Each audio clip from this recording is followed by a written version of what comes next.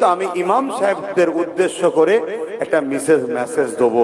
সেই মেসেজ হচ্ছে এটাই, প্রতিটা গ্রামে মানুষ এই এসআইআর কে নিয়ে এমন ভাবে বাজার গরম করেছে, একদল এ বলছে আর একদল এ বলছে, এতে সাধারণ খেটে খাওয়া মানুষ, দিনমজুরি মানুষ, গরিব শ্রেণীর মানুষ, লেবার শ্রেণীর মানুষ, গ্রাম্য এলাকার মানুষ একটু বড় আতঙ্কের মধ্যে পড়ে যাচ্ছে। তবে আমি বলবো, আতঙ্ক হয়ে নিজের জীবনের ক্ষতি করে ফেলবেন না, ঘাবড়াবার কিছু নেই।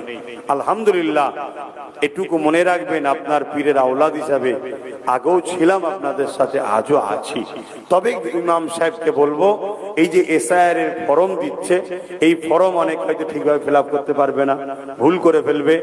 আপনি ইমাম হিসাবে জুম্মার নামাজের পর 1 মাস 10 দিন সময় দিচ্ছে, মসজিদের পাশে একটা চেয়ার নিয়ে, টেবিল নিয়ে, একটা ভালো শিক্ষিত ছেলেকে সাথে করে নিয়ে